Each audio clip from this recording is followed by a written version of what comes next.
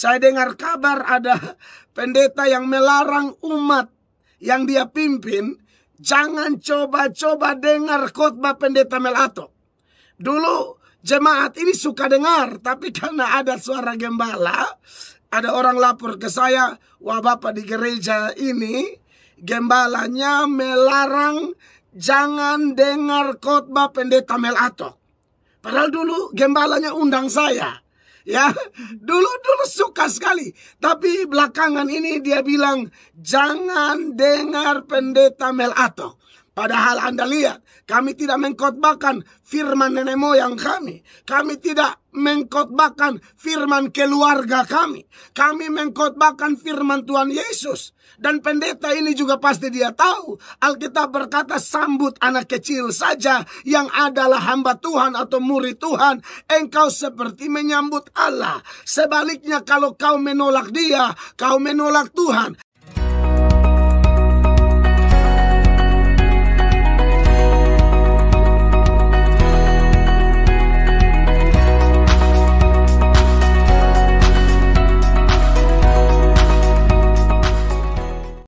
Mendengar firman Allah, kita berdoa.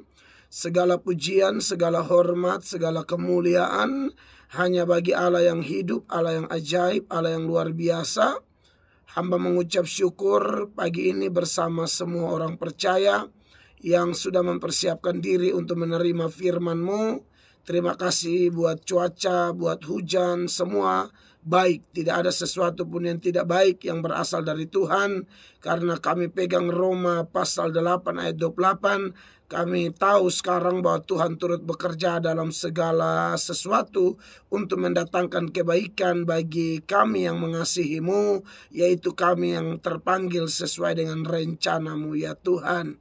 Pagi yang diberkati ini hamba mohon pengampunan dosa di atas kami semua sehingga tidak ada penghambat kami menerima berkat dari firman Allah.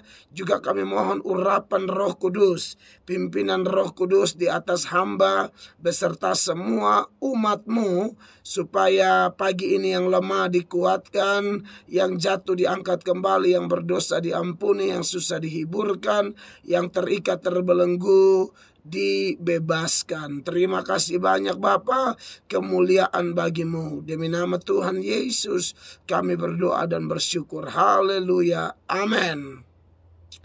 Bapak Ibu, saudara-saudara pendengar sekalian dimanapun Anda berada, juga semua saudara saya yang sedang mengikuti melalui live di fanpage Facebook saya. Pagi ini Tuhan luar biasa ya, bahwa 2 minggu berturut-turut saya ada di tanah Papua.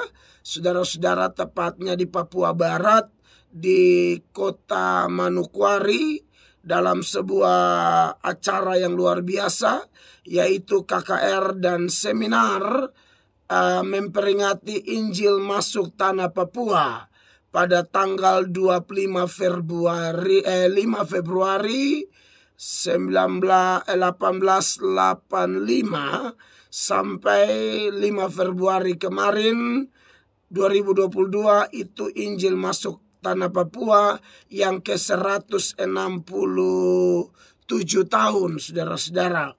Dan saya mengucap syukur, saya memang bergumul, berdoa, meminta kepada Tuhan supaya saya bisa keliling ke sana kemari untuk memberitakan Injil di negeri tercinta di Indonesia yang kita doakan dan kita cintai.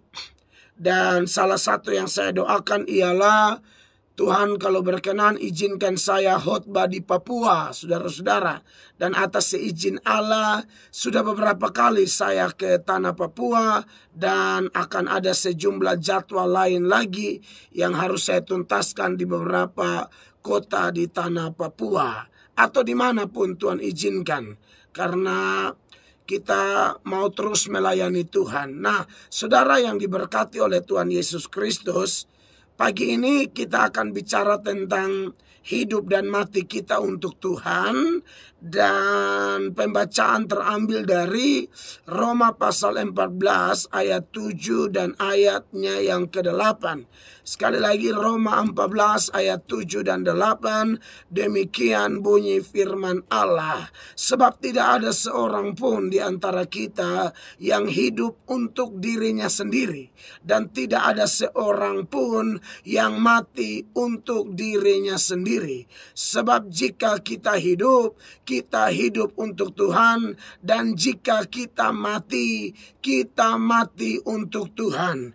Jadi baik hidup atau mati kita adalah milik Tuhan. Saudara yang dikasihi oleh Tuhan Yesus Kristus, pagi yang diberkati ini saya terus mau mengingatkan semua sinode gereja.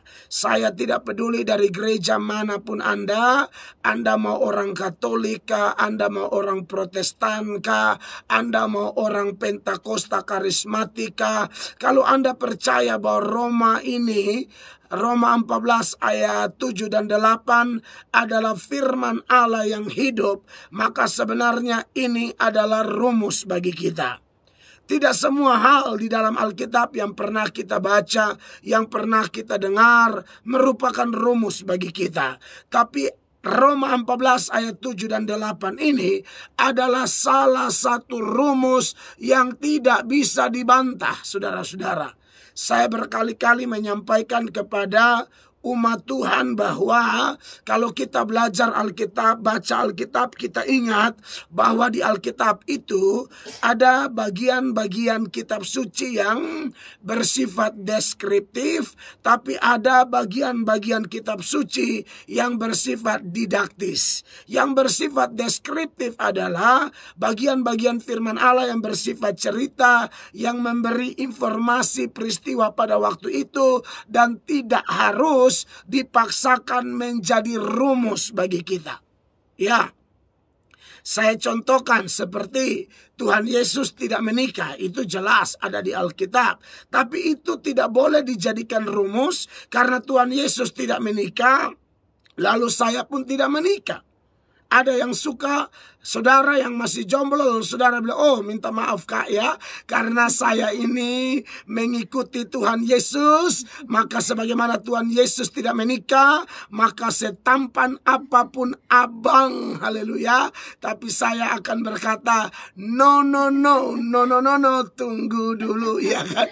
Dia berkata bahwa tidak, karena Yesus tidak pernah menikah, tidak pernah ada pasangan, tidak pernah jatuh cinta. Maka kakak jangan harap mau hari Valentine kakak mau bawa coklat, mau bawa bunga dengan pot-potnya sekalian. Tetapi saya tetap menolak karena Yesus tidak menikah. Saya mau bilang sama saudara yang jomblo dan punya pendirian seperti ini, saya mau kasih tahu kepada Anda, saya turut berduka cita atas kebodohanmu. Saya turut berduka cita atas pandanganmu yang keliru. Yesus tidak menikah, tapi tidak ada rumus seperti itu. Tuhan tidak pernah berkata, hei anakku, sebagaimana aku tidak menikah, maka kau pun ingat ya, kau jangan coba-coba menikah. Kalau kau menikah, kau tidak layak bagiku, engkau tidak akan masuk kerajaan surga. Mana ada. Betul bahwa ada orang-orang yang karena alasan tertentu tidak menikah, seperti di Matius 19 ya, ayat 12 firman Allah berkata, ada orang yang tidak dapat kawin karena ia memang lahir demikian dari rahim ibunya. Ini mungkin yang disebut dengan karunia selibat, di mana memang dia tidak menikah, dia tidak suka, tidak tertarik kepada lawan jenis ya, yang sejenis juga dia tidak tertarik. Jadi dia memang tidak dikaruniakan untuk menikah ya. Sekarang kan saudara sudah tahu di negara-negara barat, orang sudah mulai menikahkan laki-laki dengan laki-laki, perempuan dan perempuan. Ya katakanlah, ya saya tidak bisa bayangkan kalau itu terjadi di Indonesia.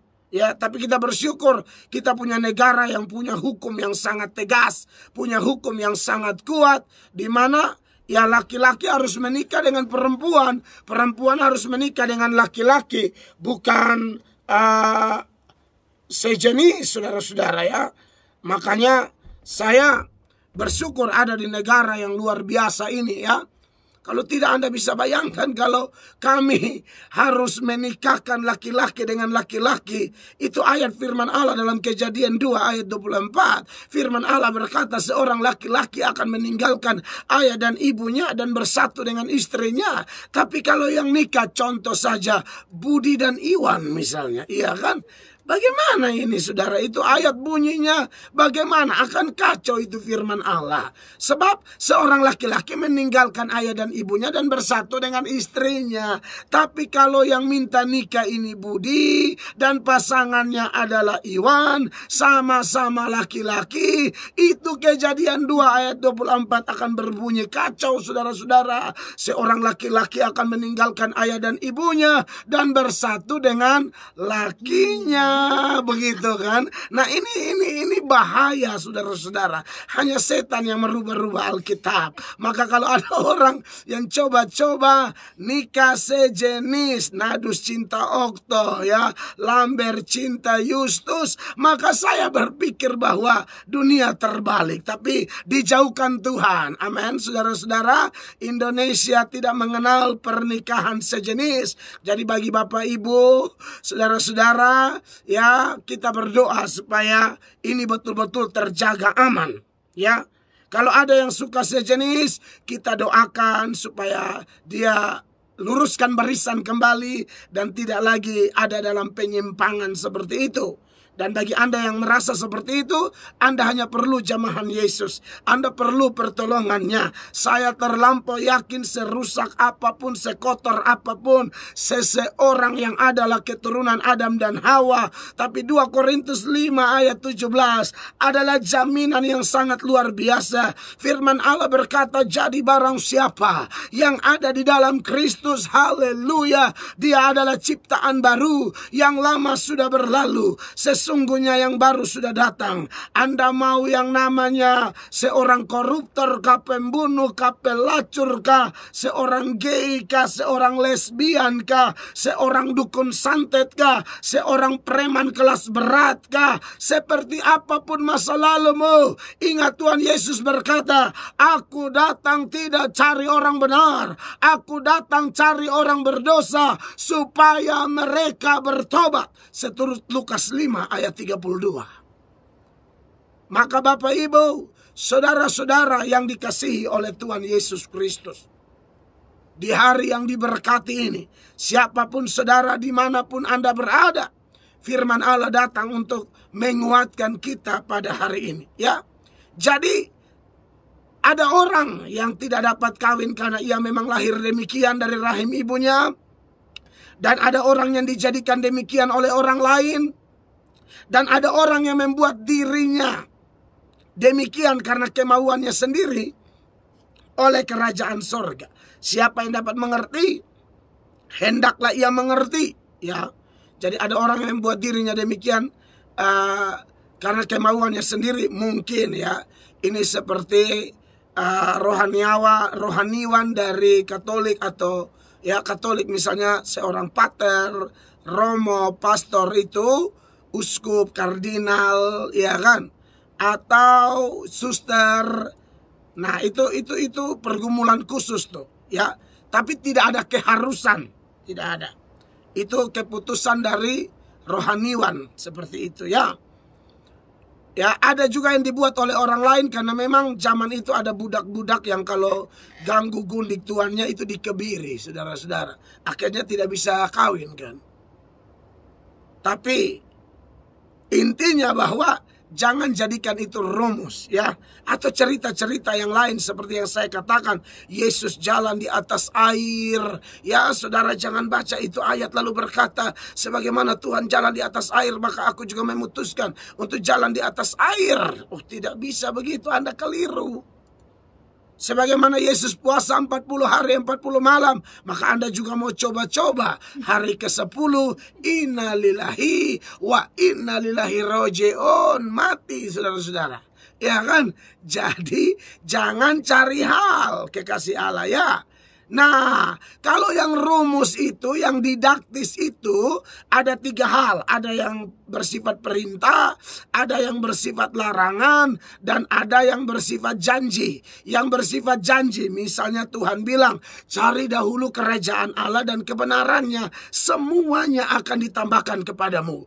Itu harus dipercayai bahwa orang yang mencari kerajaan Allah, segala kebutuhan kita akan dicukupkan, makan, minum, pakai, jodoh, dan lain sebagainya. Asal kita betul-betul mempraktekkan Matius 6 ayat 33 itu. Ya, karena untuk selamat gratis, tapi untuk janji-janji Allah ada harga yang harus dibayar. Dan kalau kita sudah bayar harganya, percayalah dengan sendirinya janji itu tergenapi dalam kehidupan saya dan saudara. Bagi saya sebagai seorang penginjil misalnya, kita semua disuruh pergi, jadikan semua bangsa muridku, ya. Dan itu tidak bisa dihindari.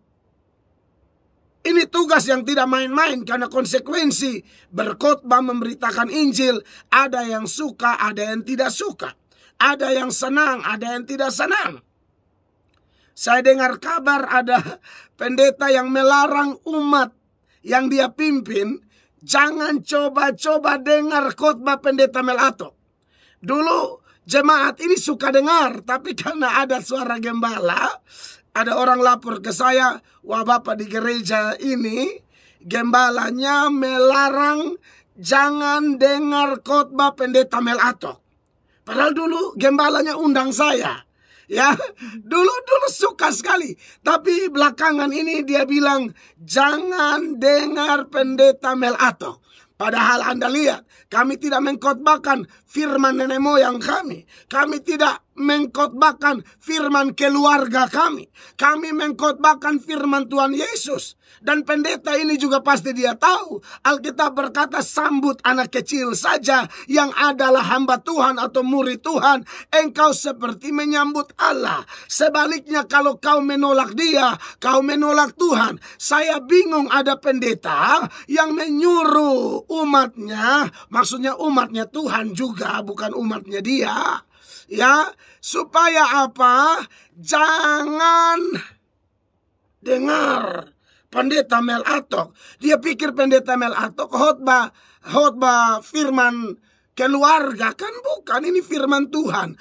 Tolak seorang pengkhotbah itu kalau dia ajar sesat.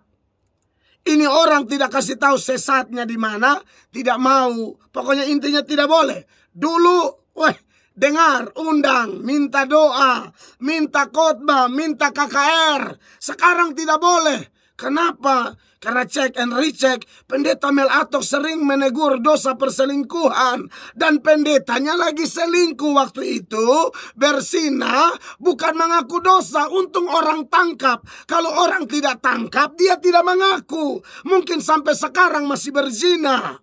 Lalu sudah tangkap, kami khotbah secara umum. Tapi dia terlalu menarik ke pribadinya. Dia pikir pendeta Melato serang pribadi. Pendeta Melato khotbah dengan dasar firman. Kalau kau merasa itu kau, ya rendah hati, ya bertobat. Jangan provokasi umat yang polos-polos. Lalu engkau berkata, jangan dengar Melato khotbah lagi. Pasti itu jemaat juga bingung. Kenapa jangan dengar? Dulu kan Bapak undang.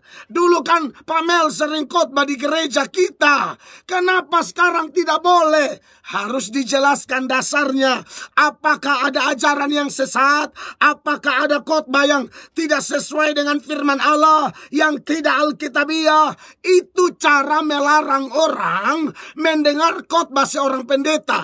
Bukan tidak boleh. Boleh, asal ada bukti yang jelas, yang membuktikan bahwa orang ini memang tidak boleh didengar. Nah, inilah konsekuensi jadi pengkhotbah. Ya, Tuhan suruh pergi beritakan Injil, tapi wow, luar biasa. Yang dulu suka bisa jadi tidak suka dan lain. Kalau saya sih biasa-biasa saja. Saya mah dari dulu sudah kayak begitu. Ada yang suka, ada yang tidak suka. Ada yang dukung, ada yang tidak dukung. Ada yang pro, ada yang kontra. Itu mah biasa banget buat saya. Tapi yang saya kasihan adalah jemaat yang baik hati, jemaat yang tulus ini dipimpin oleh pendeta penjahat seperti ini. Hah? Jemaat yang tulus seperti ini dipimpin oleh pendeta kurang ajar seperti ini, yang melarang jemaat yang tulus ini dengar pengajaran firman. Wow, saya pikir ini memang mengerikan. Coba yang larang ini seorang kepala narkoba kah? Ini tidak, pendeta. Tapi pendeta tidak jelas juga. Kalau pendeta benar tidak model begitu. Ini pendeta setan pakai. Semakin kau omong larang itu dan itu berita sampai di telinga saya, berarti kau siap-siap sudah. Saya akan donder kau dari waktu ke waktu. Kau berani sekali suruh larang dengar khotbah. Bukankah setan sedang pakai engkau? Nah, ini kacau nih. Tapi ya sudahlah. Saya ingat firman Tuhan itu di dalam Roma pasal 10 mulai ayat 13 itu dengan jelas kan. Firman Allah berkata, sebab barang siapa yang berseru kepada nama Tuhan akan diselamatkan. Tetapi bagaimana mereka dapat berseru kepadanya jika mereka tidak percaya kepada Dia? Bagaimana mereka dapat percaya kepada Dia jika mereka tidak mendengar tentang Dia? Bagaimana mereka mendengar tentang Dia jika tidak ada yang memberitakannya? Dan bagaimana mereka dapat memberitakannya jika mereka tidak diutus? Seperti ada tertulis, betapa indahnya kedatangan mereka yang membawa kabar baik. Harusnya begitu.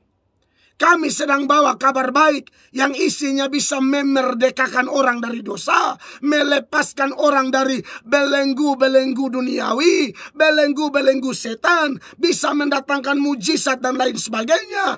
Tapi ada orang yang mengaku rohaniwan, gembala, pendeta, membodohi umat yang tulus supaya jangan dengar khotbah. Wow, setan pakai engkau. Saya omong ini karena saya begini, saudara-saudara. Saya juga pernah dibenci oleh adalah orang-orang tidak suka kan. Tapi saya tidak melarang ya umatnya Tuhan yang saya pimpin mendengar khotbah pendeta itu hanya gara-gara pendeta itu tidak suka saya. Itu masalah pribadi. Tapi masalahnya pendeta yang tidak suka saya ini, dia juga memberitakan Injil yang sejati. Maka harus dengar dia. Jangan masalah urusan pribadi, ego pribadi, lalu kemudian melarang orang dengar firman. Kau bukan hamba Yesus. Hamba Yesus itu, menyangkal diri pikul salib. Kau tidak menyangkal diri. Khotbah pendeta Mel Atok kena dengan masalahmu, kau tersinggung sampai provokasi umat yang tulus supaya jangan dengar khotbah pendeta Mel Atok. Ini kan celaka. Engkau mencelakakan orang. Jadi umat mau dengar lu khotbah yang lu khotbah di muka, lu bersinah di belakang tuh. Ini kan kacau. Ya, jangan. Aduh, beta dengar begitu, beta paling tidak bisa beta harus ngomong. Kasih ingat. Dan saya berharap, saya punya doa. Waktu saya dengar itu saya berharap, semoga ini umat Tuhan jangan dengar dia. Beta berharap begitu. Kasihan kalau dengar dia nih, ini orang disesatkan nih. Semoga umat Tuhan jangan dengar dia. Ya. Dan umat Tuhan memang ada tidak perlu dengar pendetamu yang melarang mendengarkan khotbah pendeta lain. Padahal khotbah pendeta lain itu tidak sesat. Kau jangan dengar pemimpin sekalipun dia gembalamu. Ini orang iri hati dan ada sentimen pribadi, tidak dipimpin Roh Kudus. Jangan dengar dia. Itu gembala dipakai setan itu. Ya. Oleh karena itu, saudara-saudara, ini saya berbagi saja bahwa memang konsekuensi dari pemberita Injil seperti itu. Tapi kita klaim janji Allah. Janji Allah yang mana? Janji Allah bahwa Tuhan bilang, ketahuilah aku menyertai engkau sampai kesudahan zaman. Jadi ya sudahlah. Kalau orang suka tidak suka itu biasa. Tapi karena janji penyertaan Tuhan itu ada. Itu yang membuat kami tetap semangat.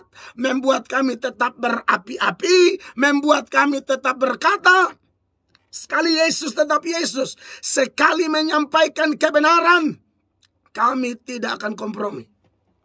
Kan begitu. Lalu rumus yang lain adalah larangan. Ya toh? Larangan yang mana saudara? Misalnya, jangan mencuri, itu rumus. Jangan berzina, itu rumus. Jangan bersaksi dusta, itu rumus. Ya. Jangan menolak firman, itu rumus. Karena kalau menolak firman, wow, itu bahaya itu, ya. Lalu apa lagi? Pokoknya yang jangan-jangan itu ya, itu larangan, itu rumus. Ada juga perintah, ya. Perintah seperti ingat dan kuduskan hari Sabat, itu rumus ya, itu tidak boleh ditawar-tawar. Ingat besok semua bergereja, ya. Di gereja masing-masing, doakan pendetamu, doakan gembalamu, doakan juga gereja lain. Supaya apa? Gereja sama-sama maju. Ya. Paulus itu tulis surat, kirim ke jemaat di Galatia. Dia menginjil di Galatia. Tapi di kemudian hari, Simon Petrus tulis surat. Simon Petrus kirim juga ke Galatia. Ingat ya, yang rintis gereja Galatia, melayani, menabur luar biasa di Galatia, Paulus. Tapi lihat ya, 1 Petrus 1 bilang begini, dari Petrus, Rasul Yesus Kristus, kepada orang-orang pendatang yang tersebar di Pontus, Galatia, Kapadokia, Asia Kecil, dan Bitinia. Garis bawahi ada satu jemaat yang disebut dalam 1 Petrus 1 ayat 1. Galatia. Nah, ini nih, mantap nih. Ini orang, ini gereja begitu. Jadi ada orang dia pikir jemaat yang dia pimpin itu dia punya. Salah. Jemaat yang kita pimpin itu Tuhan Yesus punya. Jadi dia boleh dibimbing atau dia boleh dengar khotbah dari pendeta lain. Jangan bodoh. Inilah kalau gembalanya tidak sekolah juga tidak betul, belajar juga tidak betul lagi, kepala angin lagi, duniawi lagi, kedagingan lagi. Makanya kacau gereja yang dia pimpin nanti. Beta kasihan umat yang ikut pendeta model begini. Kasihan sekali. Mau jadi apa itu gereja nanti? Aduh, saya tidak mengerti lagi. Pendeta saraka, aset organisasi bilang aset pribadi. Wow, ini kacau. Tapi itulah situasi kondisi pelayanan. Nah, saudara yang diberkati oleh Tuhan Yesus Kristus, pagi yang diberkati ini, saya mau menyampaikan supaya ya kita tahu mana yang rumus. Jangan tolak firman, harus ingat kuduskan hari Sabat, doakan semua orang, doakan semua pendeta. Jangan dengar pendeta yang melarang mendengar pendeta lain, kecuali memang sudah terbukti orang itu ajarnya sesat, ya, seperti saksi Yehova dan lain sebagainya, itu kan jelas kesesatannya. Tapi kalau hanya beda sinode, aduh janganlah, tidak usah. Makanya saya senang waktu saya khotbah di Papua yang undang GBI. Anda lihat ini. Gereja-gereja Pentakosta Karismatik se-Papua Barat. Itu namanya apa? PGPI ya. Persatuan Gereja Pentakosta Indonesia. Saya dari GSJA. Ya. Saya khotbah di sana. Lalu dari gereja karismatik lain ada. Teman-teman Protestan juga ada. Waduh, indah sekali kan? Indah sekali kan? Dan memang seperti itulah gereja Tuhan. Lalu di NTT kami diundang di Gemit, di mana? Haleluya. Tinggal saudara dengar khotbah kan, catat baik-baik saja ya.